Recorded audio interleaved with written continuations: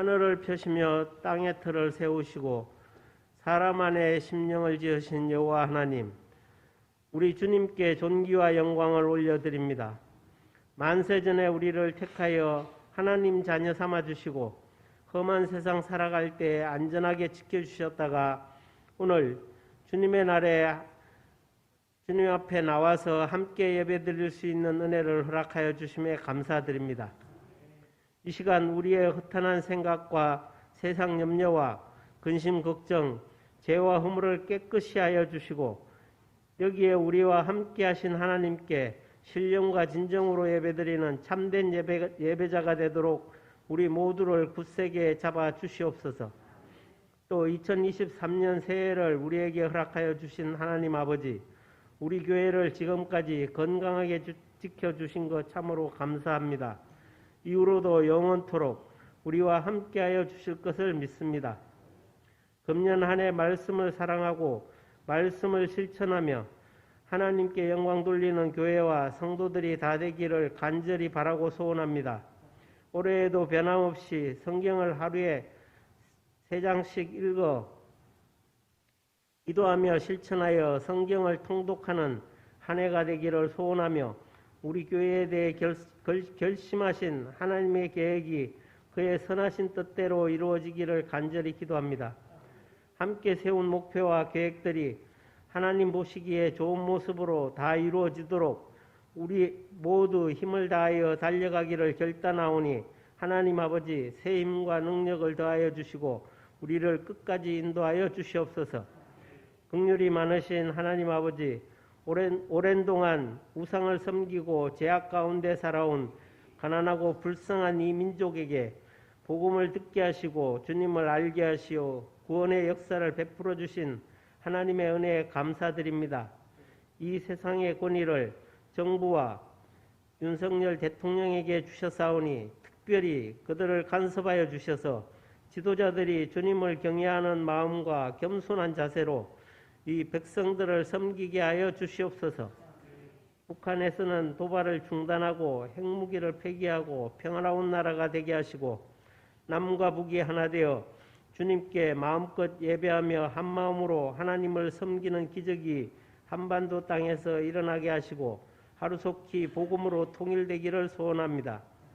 이 추운 겨울에도 국방을 지키는 군인들을 위로하여 주시고 새 소망을 더하여 주시옵소서. 주님의 복된 몸된 교회를 사랑하시는 하나님 아버지, 이 땅을 구원하시기 위해 교회를 허락하여 주시고 귀한 소명과 사역을 감당하게 하심을 감사합니다. 복음 사역을 감당하기에 조금도 부족함이 없는 교회가 되게 하여 주시옵소서. 주님의 몸된 교회를 든든히 세워나가는 일에 시간을 드리고 물질을 드리고 재능과 은사를 드리며 힘에 부치도록 충성을 다하는 성도들을 주님 기억하여 주시고 더 좋은 것으로 갚아 주시옵소서. 그리하여 앞으로도 우리 교회가 복음의 씨앗을 뿌리고 가꾸며 지역과 나라와 모든 민족을 향한 하나님 아버지의 뜻을 온전히 이루어가며 오직 하나님께만 영광 돌리는 교회 되기를 소원합니다. 이를 위하여 우리 교회에서 계획하고 진행하는 사역 위에 하나님께서 친히 함께하여 주셔서 하나님 뜻대로 아름답게 다 이루어지게 하옵소서. 주님, 오리동 제일교회를 사랑하셔서 같은 말, 같은 뜻, 같은 마음을 품어 풍성한 열매 맺는 교회가 되게 하시고 비전 2014의 꿈을 이루어 가도록 하여 주시옵소서. 우리들에게 새로운 성전에서 예배하게 하시니 감사합니다. 이제 빈자리를 가득 차게 하시어 이 지역을 살리는 구원의 방주가 되게 하시고 조속히 헌당의 기쁨도 맞이하게 하여 주시옵소서. 우리동 제일교회를 섬기며 성도들을 말씀과 기도로 양육하고 이끌어 가시는 담임 목사님을 권능의 손으로 붙잡아 주시고 말씀과 기도의 능력을 더하여 주시며 말씀과 기도에 전념할 수 있도록 영육 간의 강건함을 더하여 주시고 가정을 든든히 지켜주시고 세워 주시옵소서. 담임 목사님과 함께 동역하며 교회 학교를 담당할 교육자를 하루속히 보내주셔서 맡겨주신 사역을 잘 감당할 수 있도록 하나님의 영으로 충만히 채워 주시옵소서. 교회에 필요한 직분자를 임명하고 각 부서마다 기관마다 일꾼을 뽑아 세웠으니 끝까지 충성하고 헌신하기를 다짐하는 일꾼 모두에게 직분에 합당한 믿음과 능력, 열심을 다하여 주셔서 허락하신 직분을 기쁨으로 잘 감당하게 하여 주시고 그들의 수고와 섬김으로 말미암아 교회와 각 부서 기관마다 부흥의 불길이 타오르게 하여 주시옵소서. 계획된 행사와 사역을 추진함에 있어서 조금도 부족함이 없도록 재정적인 부분도 날마다 풍성함을 더하게 하여 주시옵소서. 하나님 말씀을 듣는 이 시간 집중함으로써 우리 모두 주님과 신령한 교제를 나누는 시간이 되게 하여 주시며 목사님을 통하여 주시는 말씀이 우리의 영을 살리는 생명의 말씀이 되게 하여 주시고 그 말씀을 잘 듣고 깨달아 알며 믿음으로 순종함으로써 믿는 자 가운데에서 역사하시는 말씀의 능력을 받아 누리는 복된 자가 다 되게 하여 주시옵소서.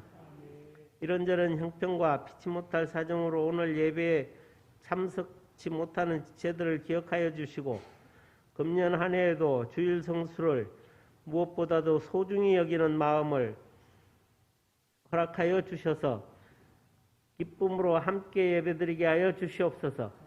오늘도 교회 안팎에서 이름도 없이 빛도 없이 사랑의 봉사와 헌신을 다하고 있는 주일학교 교사와 봉사위원과 모든 성도들의 정성을 받아주시고 찬양대가 아름다운 찬양으로 하나님께 영광을 돌려드릴 때 기쁘게 받아주시고 복내려 주시되 금년 한 해에도 지휘자 반주자 모든 대원들에게 합당한 은혜와 복을 더하여 주시옵소서.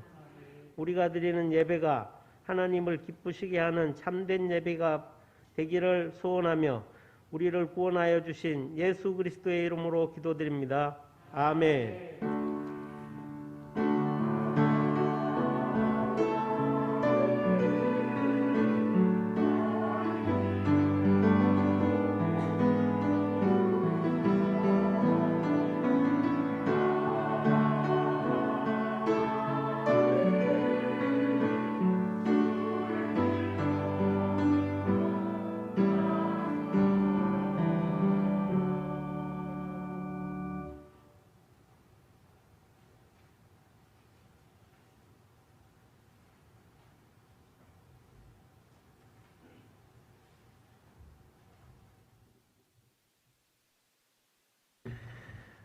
오늘 우리에게 주신 하나님의 말씀은 열왕기하 22장에서 19절 죄송합니다. 사도행전 10장 34절에서 43절 말씀입니다.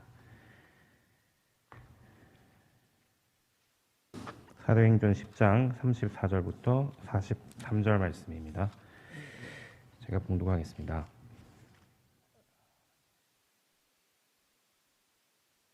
베드로가 입을 열어 말하되 내가 참으로 하나님은 사람의 외모를 보지 아니하시고 각 나라 중 하나님을 경외하며 의를 행하는 사람은 다 받으시는 줄 깨달았도다.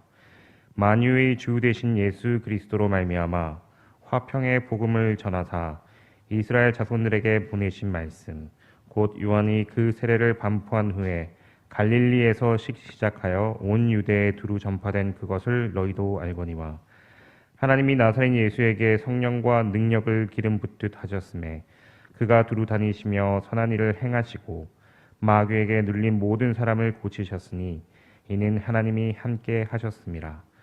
우리는 유대인의 땅과 예루살렘에서 그가 행하신 모든 일의 증인이라. 그를 그들이 나무에 달아 죽였으나 하나님이 사흘 만에 다시 살리사 나타내시되 모든 백성에게 하신 것이 아니요 오직 미리 택하신 증인 곧 죽은 자 가운데서 부활하신 후 그를 모시고 음식을 먹은 우리에게 하신 것이라. 우리에게 명하사 백성에게 전도하되 하나님이 살아있는 자와 죽은 자의 재판장으로 정하신 자가 곧 이 사람인 것을 증언하게 하셨고 그에 대하여 모든 선지자도 증언하되 그를 믿는 사람들이 다 그의 이름을 힘입어 죄의 사함을 받는다 하였느니라. 아멘. 이는 우리에게 주신 하나님의 말씀입니다.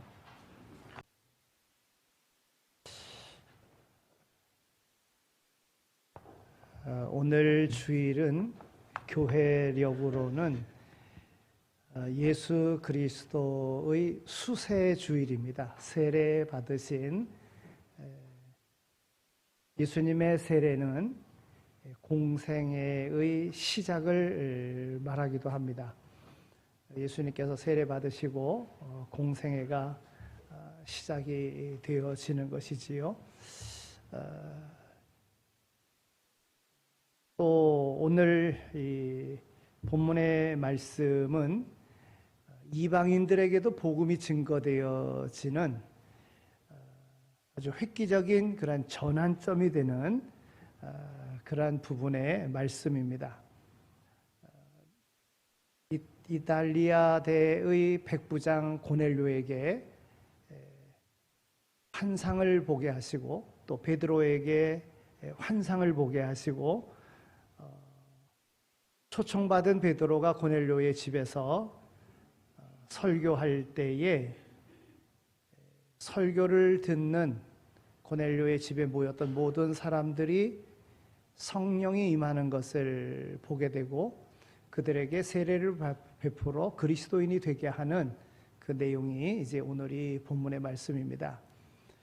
그러니까 예수님의 수세가 예수님의 공생의 시작이고 또 그 예수님의 사역을 전할 수 있도록 제자로 택함 받은 베드로와 또 이방인인 이 고넬료 그 또한 주님의 제자가 되어서 그리스도의 증인된 삶을 살아가야 된다 하는 내용이 오늘 우리에게 주시는 그런 교훈의 말씀입니다. 새해벽두에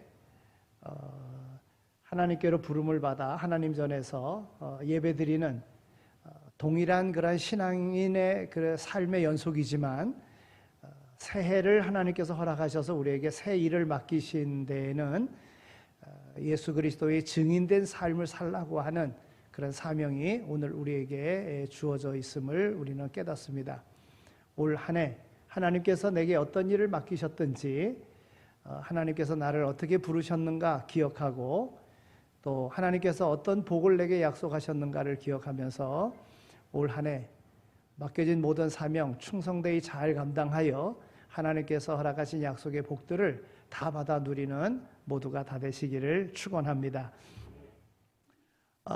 베드로의 사도행전에 있는 그 설교 내용 가운데 이제 사도행전의 베드로의 그 설교를 보면 몇 번 베드로가 이렇게 설교했었던 그런 부분이 있는데 오늘 이 본문의 말씀은 사도행전의 베드로의 설교 중 세 번째 설교입니다.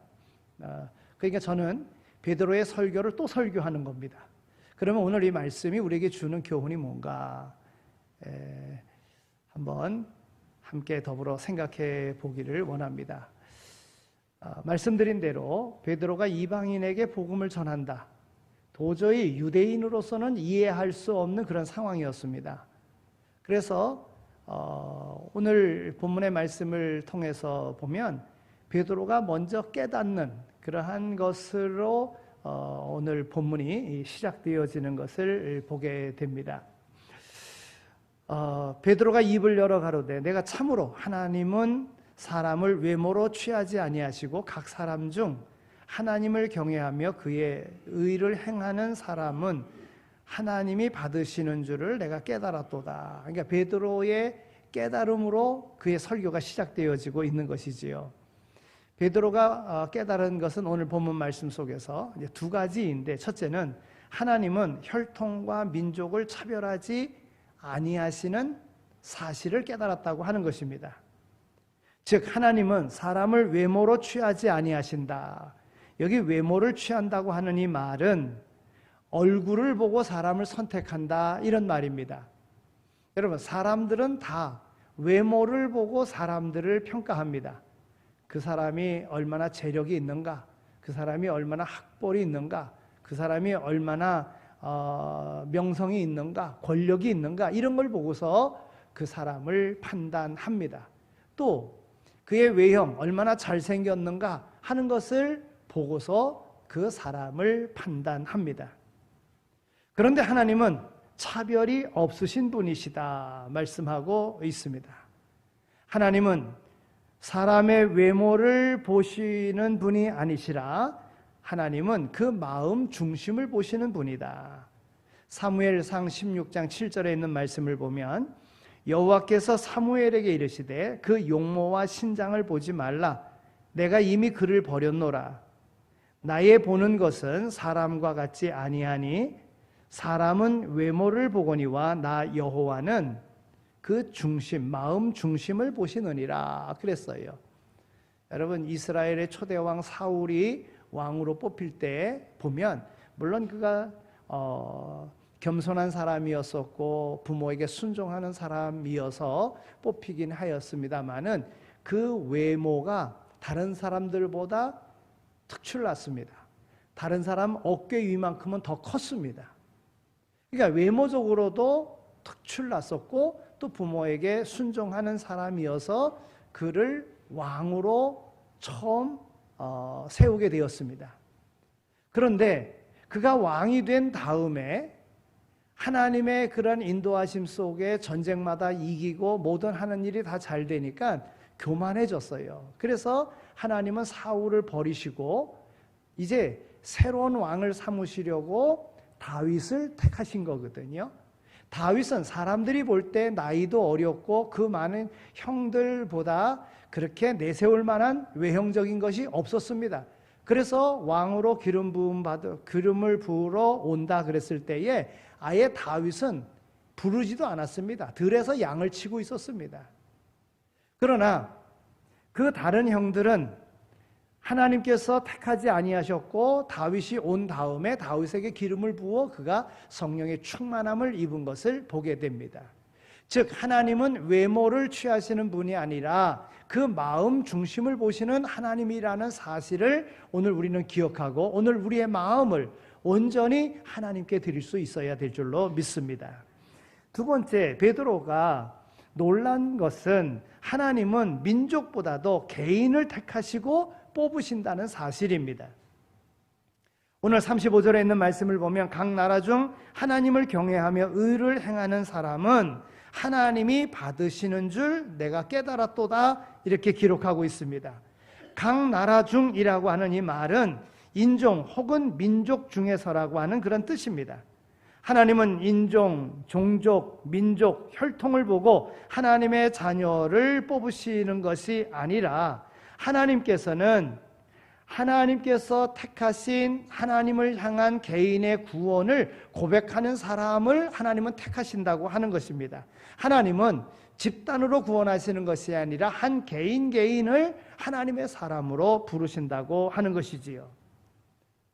신약에 있는 말씀을 보면 곧 로마서 10장 13절에 있는 말씀을 보면 누구든지 주의 이름을 부르는 자는 구원을 얻으리라 그랬어요. 개인의 구원입니다. 누구든지 주의 이름을 부르는 자는 구원을 얻습니다. 로마서 3장 22절에 있는 말씀을 보면 곧 예수 그리스도를 믿음으로 말미암아 모든 믿는 자에게 미치는 하나님의 의인이 차별이 없느니라 그랬습니다.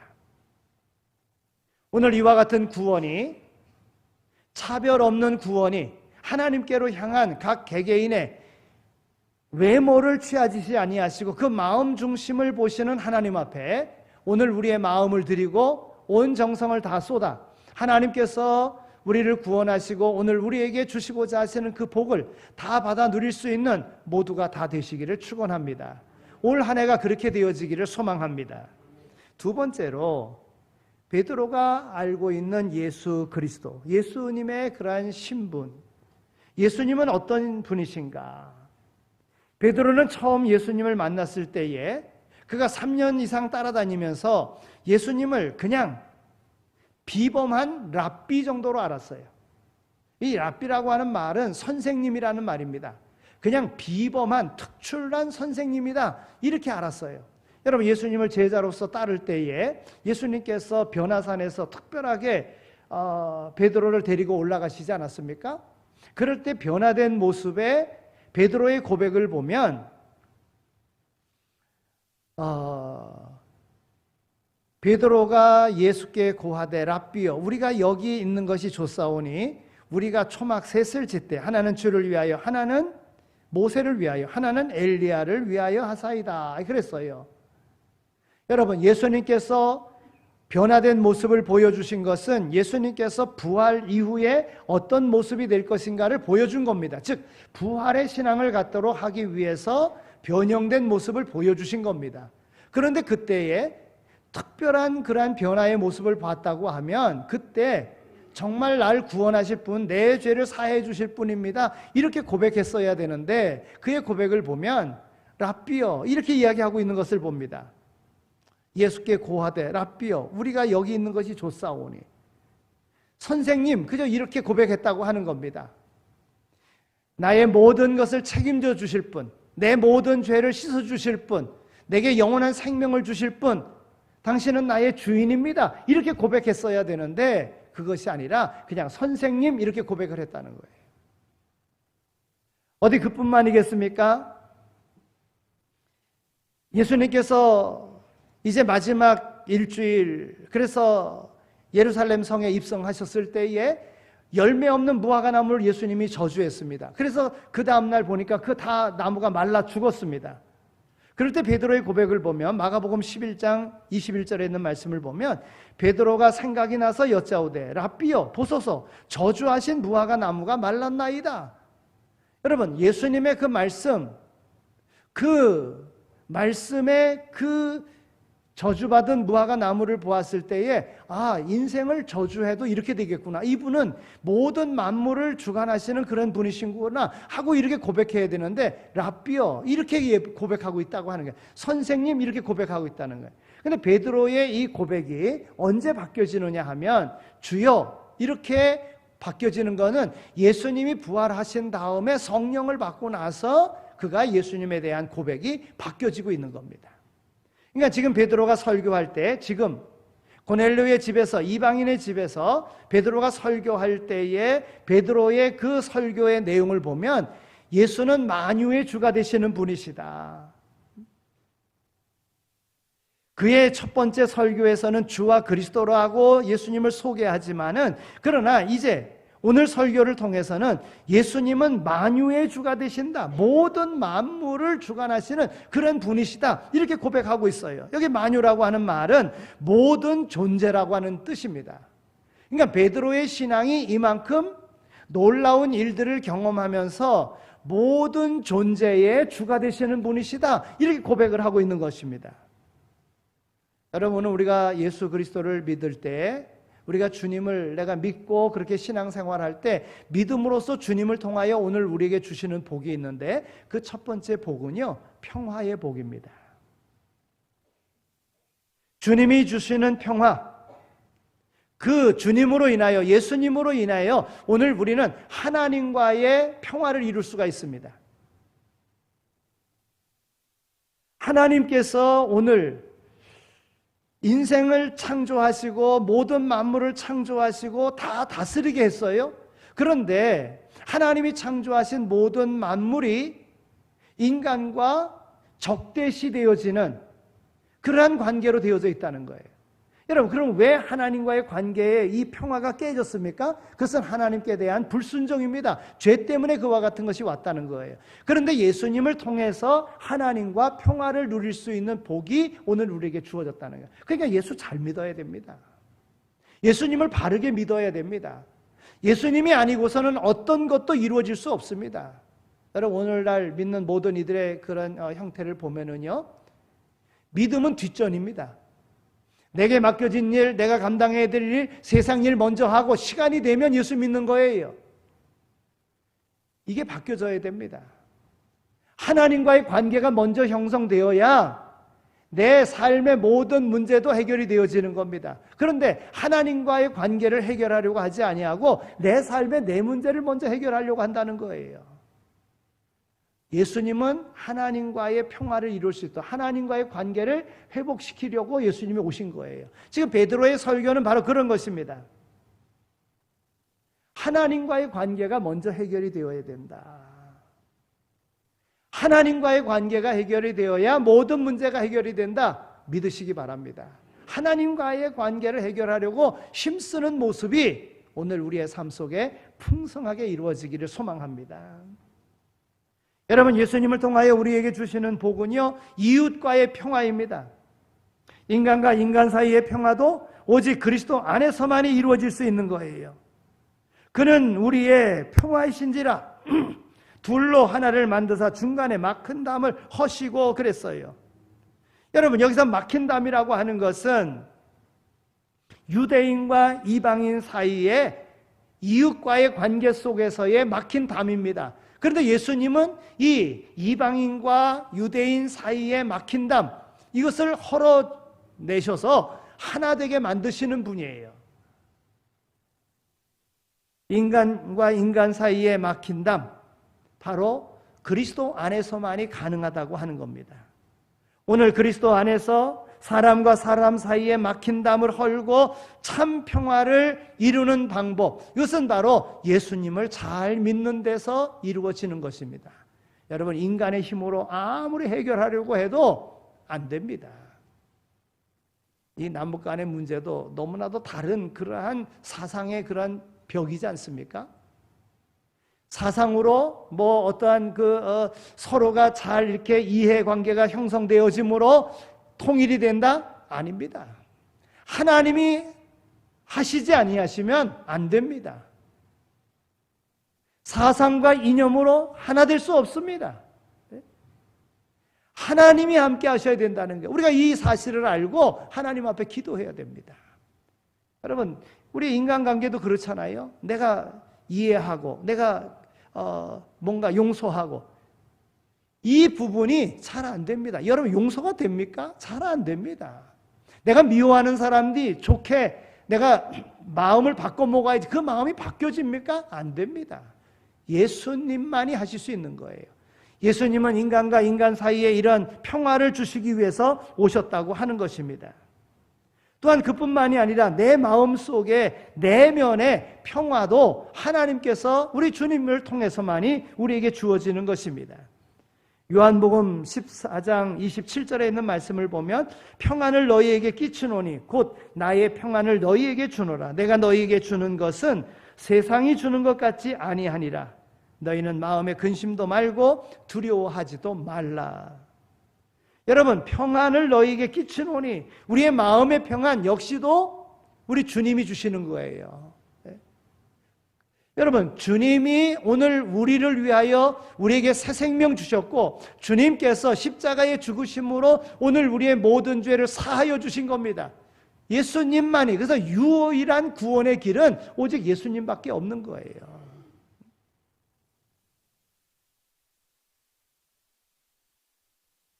예수님을 통하여 오늘 우리에게 주시는 축복, 그것은 바로 평화인데, 하나님과의 평화요, 이웃과의 평화요, 내 마음 내적인 평화라고 하는 것입니다. 이 평화가 오늘 우리의 삶 속에 올 한 해 풍성하게 이루어지기를 소망합니다. 또한 예수님을 통해서 주시는 축복은 선한 일을 할 수 있는 능력을 오늘 우리에게 주신다고 하는 것입니다. 오늘 본문 27절에 있는 말씀을 보면 하나님이 나사렛 예수에게 성령과 능력을 기름 붓듯 하셨음에 저가 두루 다니시며 선한 일을 행하시고 그랬어요. 여기 선한 일을, 선을 행할 수 있는 것, 바로 이 주님을 통해서 주시는 하나님의 선물이라고 하는 것입니다. 여러분, 선한 일이 무엇입니까? 그 선한 일은 곧 하나님의 일입니다. 하나님의 일하심이 선한 일이라고 하는 거예요. 예수님의 행하심이 바로 하나님의 뜻하신 바 선한 일을 행하신 거예요. 그러면 예수님이 행하신 일이 뭡니까? 이 땅에 오셔서 예수님이 행하신 일은 예수님의 3대 사역이라고 이야기하는데, 마태복음 9장 35절에 있는 말씀을 보면 예수께서 모든 성과 촌에 두루 다니사 저희 회당에서 가르치시며 천국 복음을 전파하시며 모든 병과 모든 약한 것을 고치시니라 그랬어요. 그러니까 예수님께서 행하신 선한 일은 복음 전파요, 말씀을 가르치는 일이요, 또는 모든 병을 고치시는 일이에요. 배고픈 자들에게 양식을 나누어 먹게끔 해주시는 그 일이 바로 예수님의 일이셨고 예수님의 행하신 3대 사역, 이 일이 바로 선한 일이었다고 하는 것입니다. 오늘 우리에게, 예수 믿는 이들에게 주신 사역이 바로 이것입니다. 예수님의 3대 사역을 오늘 우리도 감당하라는 거예요. 제자들에게 이 일을 감당하라고 하는 거예요. 바로 베드로 사도는 그것이 자신에게만 주어진 것으로 알았는데 알고 보니까 하나님께서 허락하신 것이었었고 예수님을 통해서 얻어진 것이었었고 이방인들에게도 복음이 증거되었음을 깨닫고 지금 고넬료 가정에서 복음을 전하고 있는 겁니다. 예수님을 전하고 있는 것입니다. 여러분, 예수님은 그뿐만이 아니라 마귀에 눌린 자도 고치십니다. 오늘 38절에 마귀에 눌린 모든 자를 고치셨으니 이는 하나님이 함께 하셨음이라 그랬어요. 여러분, 모든 사람이 마귀에게 눌려 있습니다. 여기 눌리다고 하는 이 말의 뜻은 지배를 당한다, 이런 뜻입니다. 그러니까 모든 사람들은 다 마귀에게 지배를 당하고 있습니다. 육신의 지배를 당하면 육신의 병이 걸리는 거고요. 마음의 그런 지배를 받으면 마귀의 지배입니다. 그러면 정신질환자가 되는 것이고요. 그렇습니다. 그 외에도 마귀에 눌린 사람들이 얼마나 많이 있는지 모릅니다. 그래서 눌려 지배를 당하고 있습니다. 노름에 눌려 있는 사람이 있습니다. 음란에 중독되어져 있는 사람이 있습니다.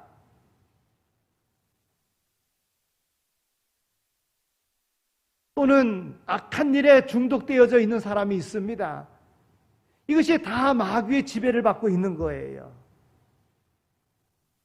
만유의 주가 되시는 우리 주님, 우리 주님께서는 이 평화의 선물을, 또 모든 선한 일을 행할 수 있는 능력을, 또한 마귀에 눌려 있는 데서 해방시켜 주시는 그런 능력을 우리 주님은 가지고 계시는 거예요.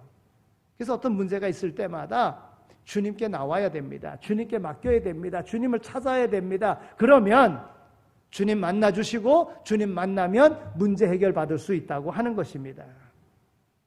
주님께서 허락하시는 이 놀라운 은혜를 올 한 해 매 순간마다 경험하며 살아갈 수 있는 모두가 다 되시기를 축원합니다. 마지막으로 생각할 수 있는 것은 산자와 죽은 자의 재판장이시라고 하는 겁니다. 여러분, 베드로 사도가 인식한 예수님의 그 신분은 모든 이들의 재판장이시다라는 겁니다. 여러분, 세상의 재판장은요, 산자의 재판만 할 수 있습니다. 그런데 예수님께서는 산자와 죽은 자의 재판장이라고 하는 것입니다. 주님께서는 죽은 자도 심판하시는 분입니다. 산자와 죽은 자, 이미 죽은 그러한 육신으로 땅에 묻힌 사람들, 그들의 영혼은 이미 지옥이든지 아니면 천국이든지 거기에 가 있습니다.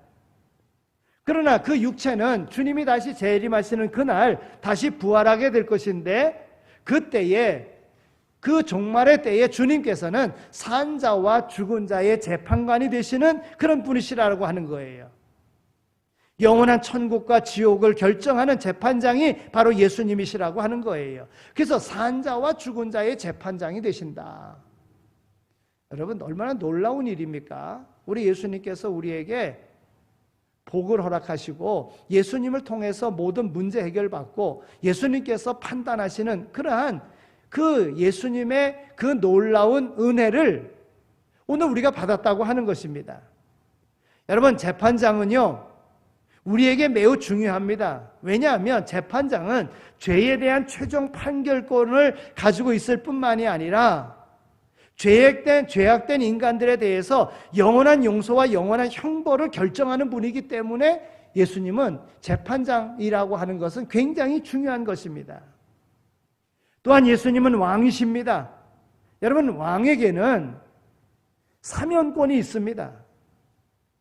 그래서 예수님께서 사면해 주시면 모두가 다 해결을 받을 수 있는 거예요. 바로 예수님이 그러한 분이시라고 하는 것이지요. 우리 모두가 하나님의 자녀가 된 것, 이것은 어떤 감정적인 기분에 의해서 결정된 것이 아닙니다. 하나님께서 예수님을 통하여 모든 이들의 그러한 죄악된 자리에서 그 죄를 해결해 주시고 하나님의 양자 삼아 주시는 놀라운 하나님의 은혜라고 하는 것입니다. 여러분, 우리가 자식을 키우지만은 자식을 낳아서 호적에 올립니다. 여러분, 좀 기분이 나쁘다고 호적에서 뺄 수 있습니까? 그렇게 할 수 없는 겁니다. 한번 자식 되면 그 자식은 영원한 것입니다. 하나님께서 예수님을 통하여 오늘 우리를 자녀 삼아 주셨는데, 하나님의 기업을 이을 자로 택해 주셨는데, 이것 하나님이 쉽게 버리시지 않는 거예요. 하나님은 하나님의 택한 백성 버리시지 않습니다. 그러니까 잠시 내게 어려운 일이 있다고 할지라도 나는 하나님을 잊을 수 있을런지는 모르지만 하나님은 우리를 버리시지 않습니다. 여러분, 이런 믿음을 가지고 살아가시기 바랍니다. 예수님을 통해서 아들 예수 그리스도 아끼지 아니하신 하나님께서 오늘 우리의 어떤 문제인들 해결해 주시지 않겠습니까? 그 하나님을 믿는 든든한 믿음 속에 좌로나 우로나 치우침이 없이 담대하게 하나님의 약속된 그 나라를 향하여 달려갈 수 있는 모두가 다 되시기를 축원합니다. 그러면 이 베드로를 통해서, 고넬료를 통해서 우리에게 주는 교훈이 뭡니까?